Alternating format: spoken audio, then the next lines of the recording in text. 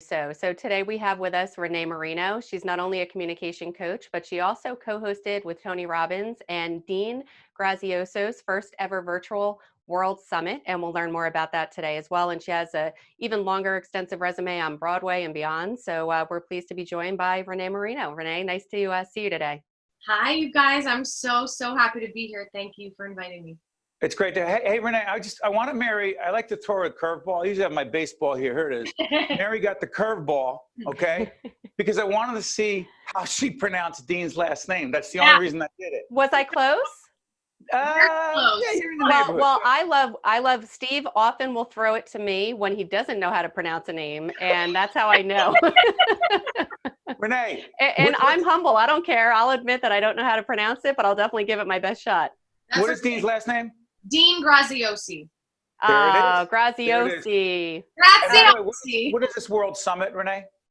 So this was the first ever virtual World Summit, and it was this incredible event with trailblazers in the knowledge industry. So we had Pat Quinn, we had Pete Vargas, Tony Robbins himself, who he and Dean Graziosi hosted it, Dean Graziosi, Jamie Kern-Lima, who was the founder of It Cosmetics.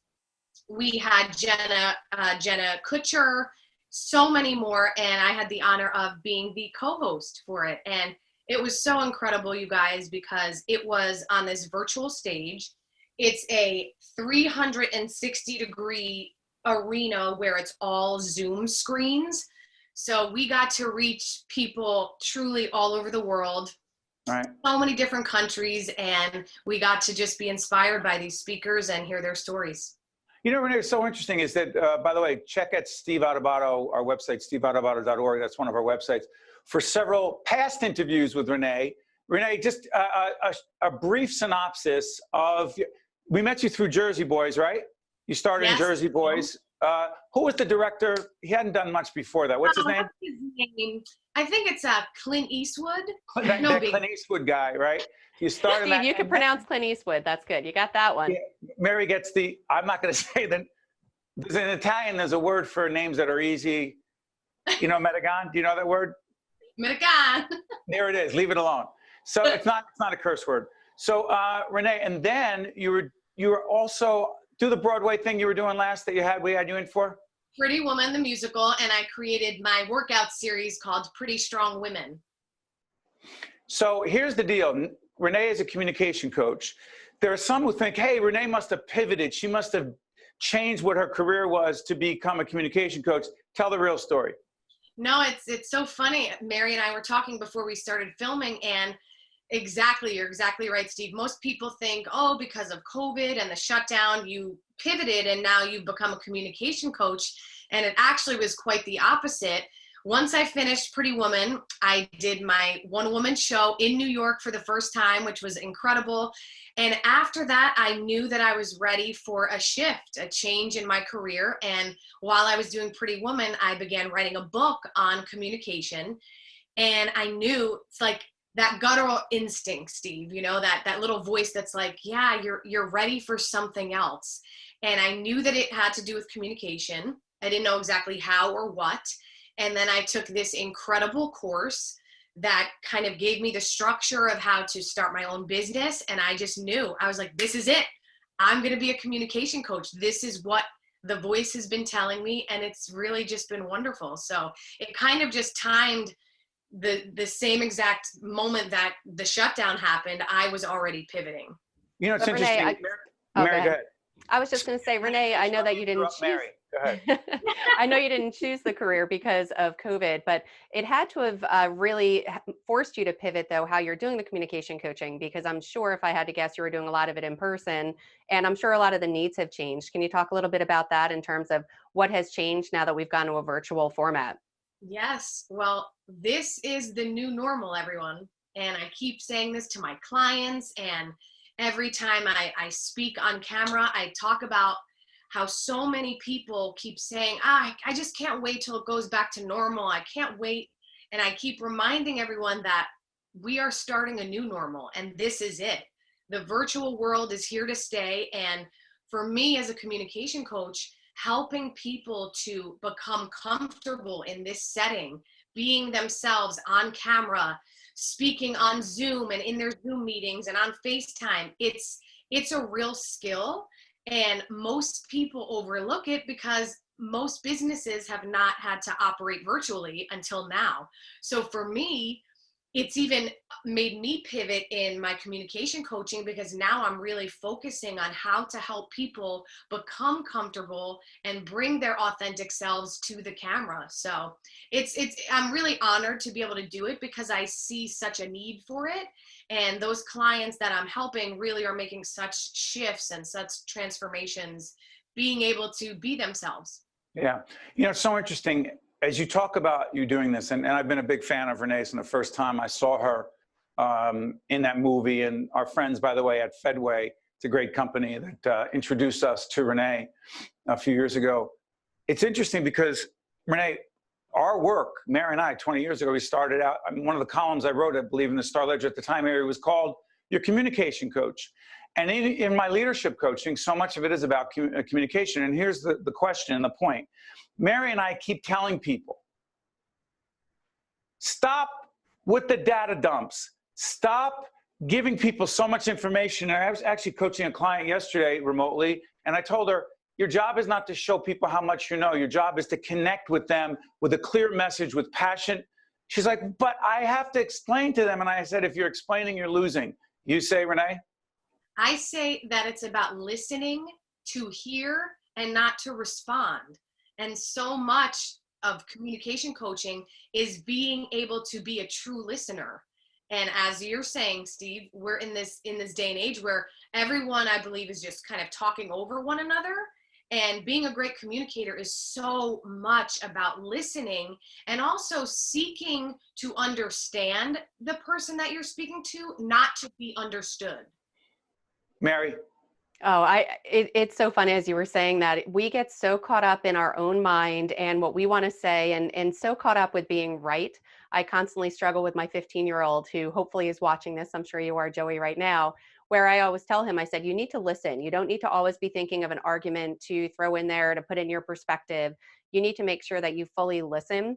How do you coach people on that? Because I think intrinsically as human beings, we are all very selfish, and I don't even mean that in a full negative way, but we do. We're there to protect ourselves. We're there to get our point out, and we want to feel relevant. How do you coach someone who literally just cannot get out of their own way? And how do you coach somebody to really become a really active and engaged listener? Step one always goes back to the communication you have with yourself. I am a big, fan of journaling, and I train all of my clients to check in with themselves from the second they wake up. Why do I say that? Because oftentimes the reason we talk so much and, we're trying to get our point across, we haven't taken a step back and said, okay, how am I feeling today? What's going on with me? You know what? Actually, I'm still upset about that argument I had with my husband or my wife yesterday.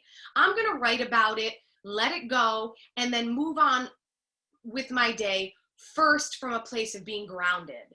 And what I see, especially in this day and age of technology, of social media, we are all so fast moving that our minds are trained to be distracted. And from second to second, if the three of us are speaking and I hear my notification on my phone go off, boom, it's like Pavlov's dog, right? All of a sudden I'm trained to look to my phone and I've checked out. So it's about first taking the time to ground yourself. I believe in meditation, prayer, whatever works for you, but starting your day away from the electronics to really get in touch with yourself. And then you'll see that when you're in conversations with others, you're able to come at those conversations from a more honest and a place where you're sitting back and not so ready to jump in and speak over the other person. Renee, look, in the time I have left, I'm curious about something. I've often said to people who say, I'm nervous, I'm anxious, I'm afraid, I'm uncomfortable. And my response is, okay, join the club. Renee, I'm sure first time on stage, first time with Clint Eastwood in the movie, nervous. Tell people very succinctly and clearly how to deal with those nerves, because they exist for all of us, just in different ways. You are not alone. I want to tell you all of that first. That is most important. You are not alone. And it's all about how you look at those nerves. Nerves are just energy, right? So you can label them nerves or you can label them excitement. And you can remind yourself that it's the same energy. It's all about perspective. So put yourself in a time and a place when you were so excited and you were like, oh, yes, this thing just happened. I won the lottery. I met the person that is going to be my husband. Whatever that situation is for you, remind yourself of that. And when you feel the butterflies in your stomach, instead of thinking, oh no, that means I have to shut off, put those shoulders back, ground yourself like a tree, and put yourself in the spirit of excitement. Hey, Mary, real quick, before we let Renee go, what do we often say about there's a fork in the road? We tell our clients there's a fork in the road. One road is the nerves road, right? Yep. And the other one is? Is it passion? It's passion. So you get to the fork in the road. There it is. You have to make a decision. Yes, you're nervous, you're anxious, you're fearful. What if I screw up? Yeah, we got that. That's this road. But there's a fork and there's a decision to be made. And it's also oh, go ahead, Steve, I'm sorry. No, but I often say this about athletes as well. If you tap into the energy that Renee's talking about, you'll get so far down that energy road, you'll forget. Yes. Renee, is that right? 100%. Look, I'm getting so excited as we're talking about this because it's so true. And the second point I want to make, everyone, and this is really, really beneficial, is to remind yourself that fear is just a part of who we are, right? Our brains were created to keep us safe and survival mode. So don't worry about getting rid of fear. It's about acting in spite of the fear. And that's courage, right? Courage is not courage without fear. So what I teach is taking imperfect action. And that means still take the action, even if you're like, oh my gosh, there's butterflies. I'm excited. I'm still going to go. Go, Mary, 30 seconds, go. I was just going to say, we always say that it's all about playing the right movie in your head. If you play that wrong movie in your head, it's going to become a self-fulfilling prophecy. So if you go into that saying, I'm going to forget my lines in this presentation and I'm going to fail, I'm going to sweat, they're not going to like it. Then you want to know what? Then they're not going to like it. So if you actually play the right movie in your head going in there, that I'm going to go in, I'm going to kill it, you're going to do a lot better. And sure, you still may get nervous. You're still human, but playing that right movie in your head every time always helps. Sure. Well said, Mary. Hey, Renee, you know what? I'm confident that everyone watching right now, not only on News 12 Plus, but on all their other platforms, just learned a lot from you. You helped a lot of people. And I know you well enough to know the primary reason, other than making a living and being successful as a coach, you're there to help people. And that's what you just did. So Renée Marino, communication coach, we've had Renee's information up throughout the entire segment. We wish you all the best. And you have an open invitation on Mary and Steve's lessons in leadership. Thanks, Renee. Thank you so much, everyone. Have a great day. Well done. We'll be right back right after this.